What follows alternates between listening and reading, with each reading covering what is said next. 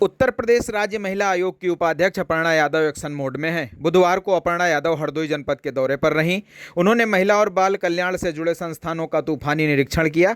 व्यवस्थाओं में लापरवाही देखकर उन्होंने अधिकारियों को निर्देश दिए। तो वहीं दूसरी तरफ देश में पेपर लीक और नीट परीक्षा विवाद पर विपक्ष को आड़े हाथों लिया। अपर्णा यादव ने एक ऐसा बयान दिया जिसकी चर्चा अब हर तरफ हो रही है। हरदोई पहुंचते ही अपर्णा यादव ने सीधे जमीन पर काम किया। उन्होंने महिला एवं बाल कल्याण से जुड़े विभिन्न सरकारी संस्थानों का औचक निरीक्षण किया। साफ सफाई, महिलाओं की सुरक्षा और बच्चों को मिलने वाले पोषण की बारीकी से जांच की। कमियों को देखकर उन्होंने अधिकारियों को सख्त लहजे में निर्देश दिए कि महिलाओं और बच्चों के अधिकारों से कोई समझौता बर्दाश्त नहीं किया जाएगा। इसके बाद उन्होंने बेसिक शिक्षा, समाज कल्याण और महिला कल्याण विभाग के अफसरों के साथ मैराथन बैठक की और योजनाओं की प्रगति रिपोर्ट मांगी। अपर्णा यादव जब मीडिया के सामने आई तो देश में चल रहे पेपर लीक और नीट परीक्षा विवाद पर पत्रकारों ने उनसे सवाल पूछा तो उन्होंने सरकार का बचाव करते हुए विपक्ष पर तीखा पलटवार किया।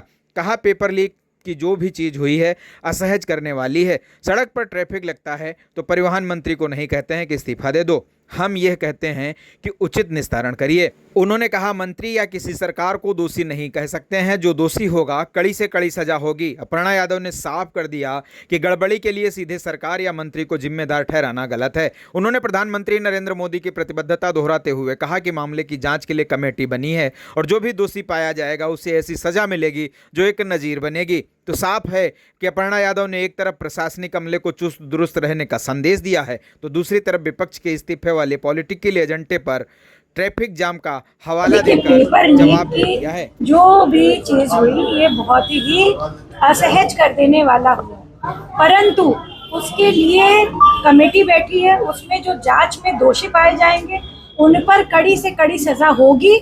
ये आदरणीय प्रधानमंत्री जी बहुत प्रतिबद्धता के साथ कह भी चुके हैं, बोल भी चुके हैं और इसको साबित भी कर चुके हैं। मैं एक बात कहना चाहती हूँ कि अगर सड़क पर ट्रैफिक लगता है तो हम परिवहन मंत्री को नहीं कहते हैं कि भैया इस्तीफा दे दो, हम ये कहते हैं कि भैया उसका यथाउचित निस्तारण करिए। उसी प्रकार से जो है नीट की ये परीक्षा का कई जगह इस तरह से पेपर लीक हुआ है तो हम जो है मंत्री को या किसी सरकार को दोषी नहीं कह सकते हैं। तो जो है उसके लिए भाई दंड न्यायिक प्रक्रिया है, उसमें जांच होगी, जांच के बाद जो चीजें तथ्य आएंगे उसमें सजा होगी उन लोगों को और होनी चाहिए। क्या लगता है जिस तरीके से